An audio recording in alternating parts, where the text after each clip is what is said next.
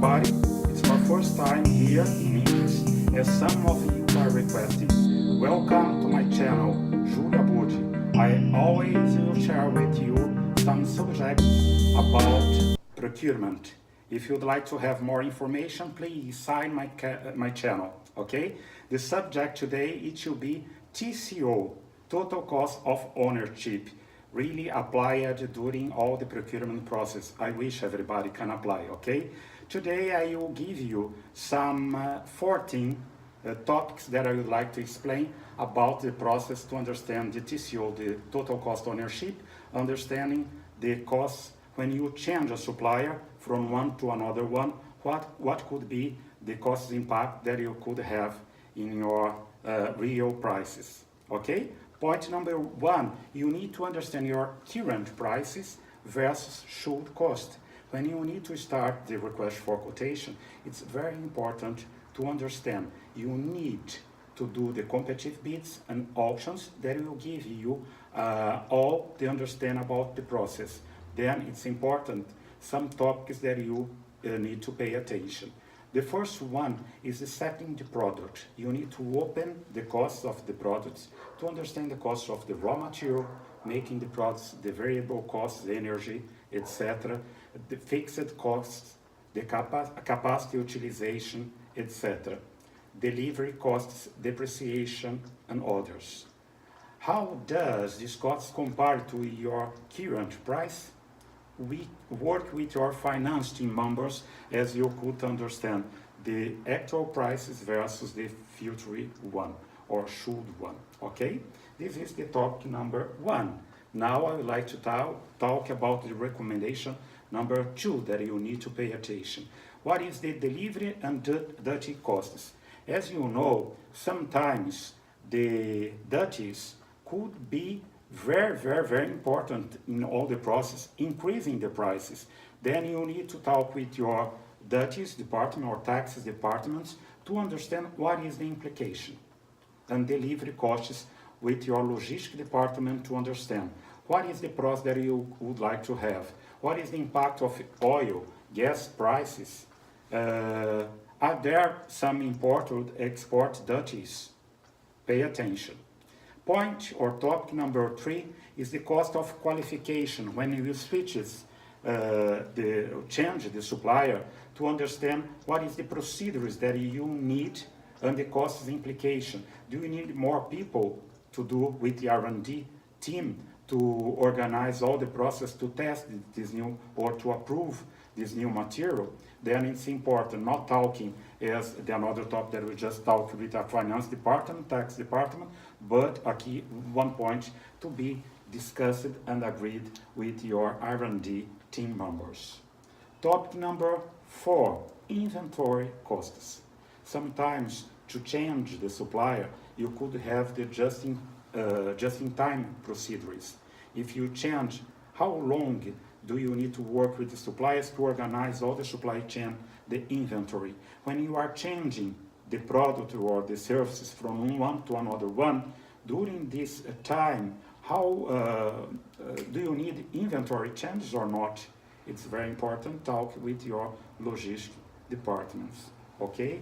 It was the point number four. Topic number five, system and quality impact costs. Could a change in your material or specification improve performance and reduce costs? Does your supplier understand your systems?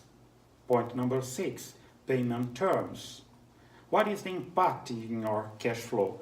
If you used to have one supplier that used to pay with 10 days, if you change to 120 days, it could be better, but prices could not increase. What is the net to net that you can understand to check if it's available or not?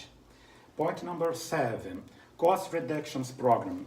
When you change a supplier, it's very important to understand if the supplier has the capacity to present to you during the contract period, if they could bring to you innovation or any another kind or improvements during the process. It's very important when you are doing an agreement to challenge suppliers to bring you innovation and improvements on specification.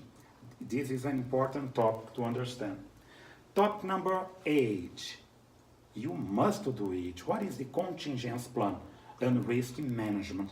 How is your supplier today in terms of finance? They have money to be sustainable or not?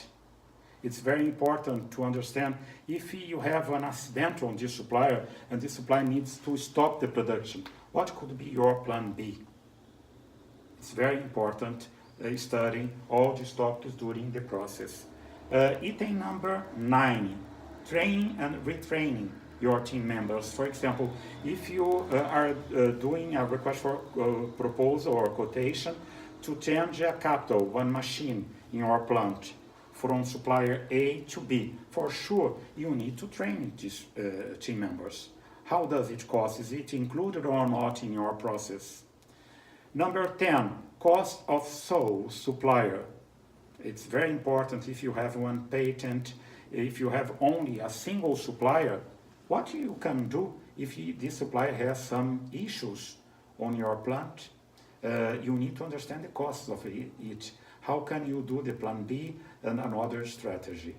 Point number 11. What is the period time of your contract with the supplier? What is the best 2 years, 3 years?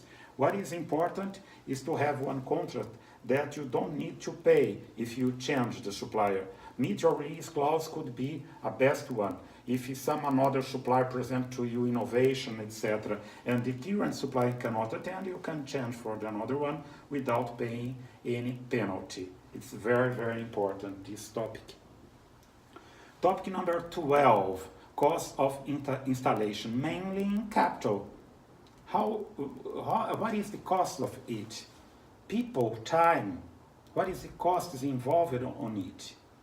Topic number 13, technical support, mainly on capital, hardware, software, incremental costs, how long you need, special training needed. Topic number 14, warranties. What is the covered under current price contract? Incremental costs. Well, this is only some topics. The topic number 15, it's only open according depending on the product, service or capital, and you can find another points that is very important understand before you change one supplier. I wish that you like it. If you like it, please sign my channel, and I hope to send you new videos in English.